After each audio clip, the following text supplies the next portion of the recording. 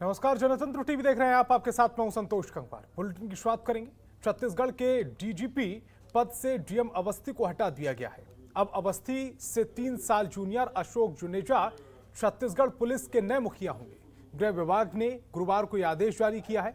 1989 batch के IPS Ashok Juneja सभी anti नक्सल operation महानिदेशक, छत्तीसगढ़ सशस्त्र बल और एसटीएफ के प्रमुख हैं। अशोक जुनेजा रायगढ़ में एडिशनल एसपी रहे हैं। इसके अलावा बिलासपुर में एसपी, दुर्ग और रायपुर में एसएसपी, फिर बिलासपुर में और दुर्ग के आईजी भी रह चुके हैं। इसके अलावा मंत्रालय में भी गृह सचिव रहे हैं।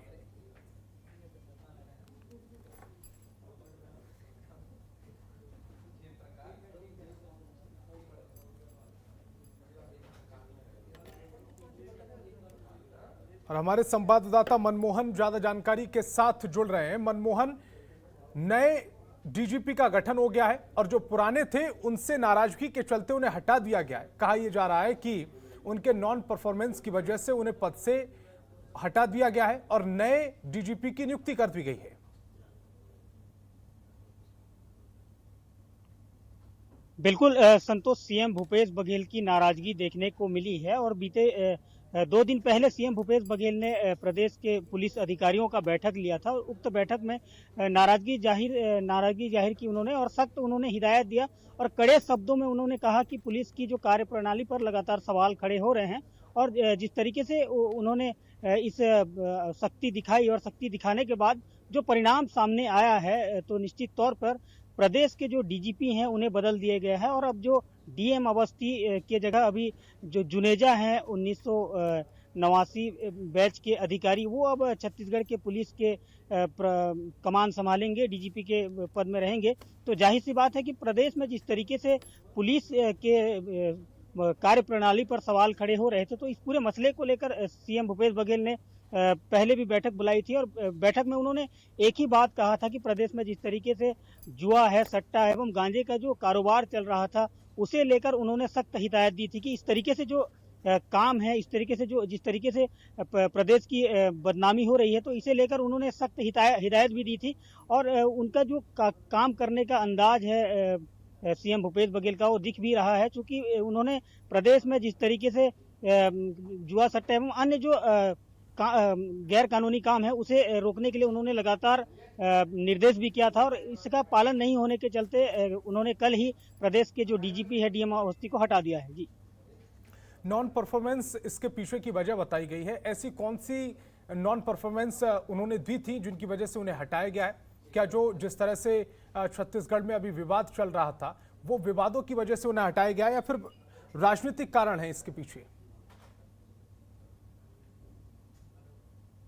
देखिए, इसे राजनीतिक कारण नहीं कहेंगे, चूंकि प्रदेश में जिस तरीके से पुलिस पर सवाल खड़े हो रहे थे और जिस तरीके से पड़ोसी राज्यों से लगातार गांजे का खेप पहुंच रहा था और छत्तीसगढ़ में कार्यवाही भी हो रही थी और इसके अलावा जो चिटफंड कंपनी है उस पर भी एफआईआर दर्ज करने के सीएम भूपेश बघेल ने निर्देश दिए थे। तो पुलिस के जो कार्यप्रणाली है उस पर लगातार सवालिया निशान लग रहे, तो इसे देखते हुए प्रदेश के मुख्यमंत्री भूपेश बघेल ने कड़े निर्देश दिए थे और परसों का एक बैठक था, जिस बैठक में उन्होंने डीजीपी के साथ साथ जो अन्य जो पुलिस अधिकारियों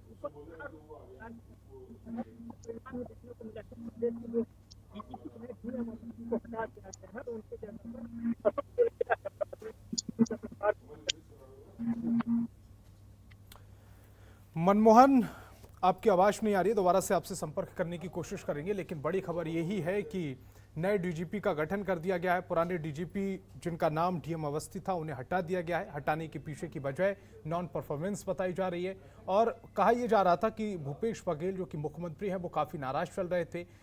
जो पड़ोसी राज्य हैं उधर से मादक पदार्थों की तस्करी लगातार चल रही थी और जिसमें लगाम लगाने में नाकामयाब हुए थे डीएम अवस्थी, जिसकी वजह से उन्हें हटाया गया है। और मुख्यमंत्री भूपेश बघेल ने वित्त मंत्री निर्मला सीतारमण को वित्तीय संसाधन उपलब्ध कराने की मांग को लेकर पत्र लिखा है।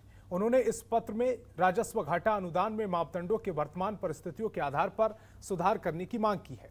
सीएम ने जीएसटी क्षतिपूर्ति अनुदान को जून 2022 के पश्चात भी आगामी 5 सालों के लिए जारी रखने को कहा है। इसी के साथ ही कोल ब्लॉक आवंटन के निस्तारीकरण से छत्तीसगढ़ को दिए 4,140 करोड़ रुपए की राशि की भी मांग की है।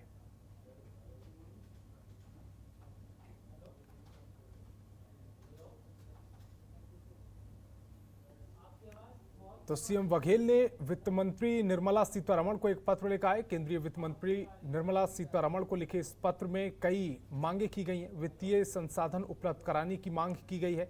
सीएम बघेल ने कुछ और बातों का इसमें जिक्र किया है। जीएसटी का जिक्र है इस पत्र में, और वो पत्र भी सम आपकी टेलीविजन स्क्रीन पर है।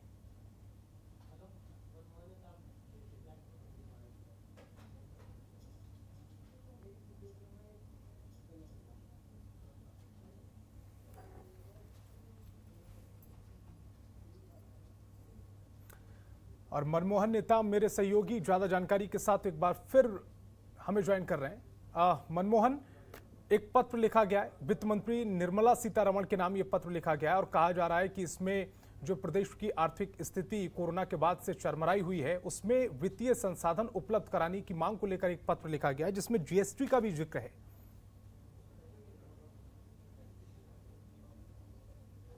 बिल्कुल संतोष, आपने सही सवाल किया कि कोरोना काल के बाद छत्तीसगढ़ सरकार की भी आर्थिक स्थिति डगमगा सी गई है और इस स्थिति से निपटने के लिए लगातार छत्तीसगढ़ सरकार प्रयास भी कर रहा है। और अब जिस तरीके से अभी धान खरीदी हो रही है और धान खरीदी में जिस तरीके से करोड़ों का सरकार को राशि लगती है और धान खरीदी में जिस तरीके से व्यय होता है सरकार की, तो जाहिर सी बात है कि प्रदेश में जो आर्थिक संकट है, छत्तीसगढ़ सरकार आर्थिक संकट से जूझ रहा है। तो इसे देखते हुए प्रदेश के मुख्यमंत्री भूपेश बघेल ने केंद्रीय वित्त मंत्री सीतारमण को एक पत्र लिखा है और पत्र में उन्होंने जिक्र किया है कि प्रदेश में जिस तरीके से आर्थिक संकट से प्रदेश जूझ रहा है, तो इसे निपटने के लिए उन्होंने 4-5 पॉइंट में उन्होंने अंकित किया है कि प्रदेश में जीएसटी का जो राशि केंद्र सरकार में लटकी है वो, और दूसरी बात बता दूं कि केंद्र से जो राशि मिलती है उसका भी उन्हें सहयोग मिलना चाहिए। तो इन तमाम चीजों को लेकर उन्होंने पत्र लिखा है। अब देखने वाली बात होगी कि आने वाले समय में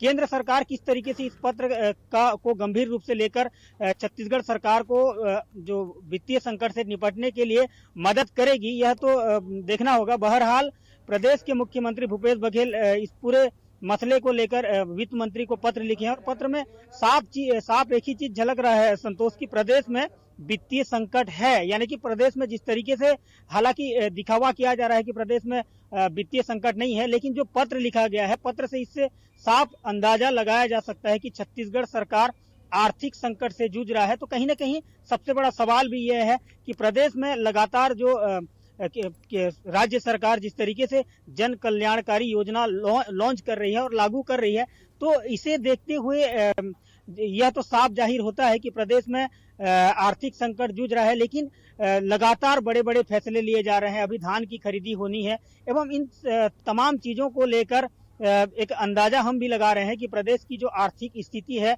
कोरोना काल से डगमगा गई है। तो जाहिर सी बात है कि प्रदेश की स्थिति को संभालने के लिए केंद्र से सहयोग जरूरी है। तो इसे लेकर प्रदेश के मुख्यमंत्री भूपेश बघेल ने केंद्रीय वित्त मंत्री को पत्र लिखा है। संतोष, मनमोहन, इसमें एक पॉइंट मेंशन किया गया है, कोल ब्लॉक आवंटन के निस्तारीकरण से छत्तीसगढ़ को दिए 4,140 करोड़ रुपए की राशि केंद्र से मांगी गई है। ये पूरा मामला क्या है?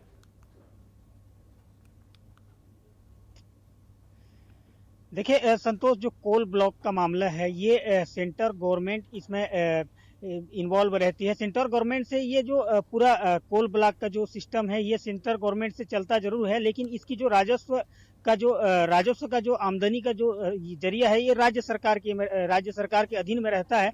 लेकिन जो केंद्र सरकार इस पूरे सिस्टम को मॉनिटरिंग करती है, सेंटर से यह पूरा सिस्टम ऑपरेटिंग होता है। लेकिन अब तक इस पूरे कोल ब्लॉक का जो आय का स्रोत है कोल ब्लॉक, उसमें भी राज्य सरकार को अब तक राशि नहीं मिली है। और इस पूरे जो मामले हैं, इस पूरे मामले को लेकर विगत दिनों सीएम भूपेश बघेल ने भी एक सवाल खड़ा किया था कि यह जो कोल ब्लॉक है, जो खनिज से संबंधित जो मामले हैं, उसमें सेंट्रल गवर्नमेंट का अहम योगदान रहता है। हालांकि स्टेट गवर्नमेंट उसे ये करती है, लेकिन सेंट्रल गवर्नमेंट से ही यह जो ऑपरेटिंग का काम होता है और सेंट्रल गवर्नमेंट से ही इसका जो राशि दिया जाता है। हालांकि यह पूरा मामला अब सामने देखा जा रहा है, लेकिन इस पूरे मामले से हम ये बात तो समझेंगे संतोष की प्रदेश में आर्थिक संकट कहीं ना कहीं गहराती हुई जा रही है, जिसे लेकर पूर्व में भी सीएम भूपेश बघेल ने खत लिखा था। और केंद्र और राज्य में तकरार इसलिए हो रही है कि जीएसटी का जो राशि है वो केंद्र में लटकी है, ये राज्य सरकार का कहना है। और राज्य सरकार लगातार हमलावर भी है केंद्र सरकार पर कि उनकी जीएसटी की राशि दे दे, ताकि वो आर्थिक रूप से संपन्न हो सके, आर्थिक रूप से जो भी काम हो सके छत्तीसगढ़ के विकास को लेकर। अब देखना होगा कि जिस तरीके से कल अमरजीत भगत का बयान आया है और केंद्र और राज्य में भारत और पाकिस्तान जैसा संबंध है, तो जाहिर सी बात है केंद्र और राज्य में कुछ सही संबंध नहीं चल रहे हैं, जिसके कारण भी लगातार जो पत्र लिखने का जो सिलसिला है वो जारी है। और अब पत्र में आर्थिक संकट को ही इंकित किया गया है। जी, और इसके पीछे की जो वजह बताई गई है वो उसमें कहा गया है कि आर्थिक स्थिति से अच्छी नहीं है प्रदेश की, और इसी वजह से आर्थिक सहायता केंद्र सरकार को करनी चाहिए। मनमोहन, आप हमारे साथ जुड़े, आपका बहुत बहुत शुक्रिया। खबरों के निष्पक्ष विश्लेषण के लिए सब्सक्राइब करें Janatantra TV and press the bell icon. Never miss any update.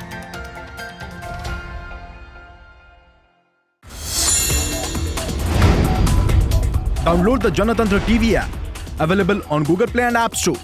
Download it now.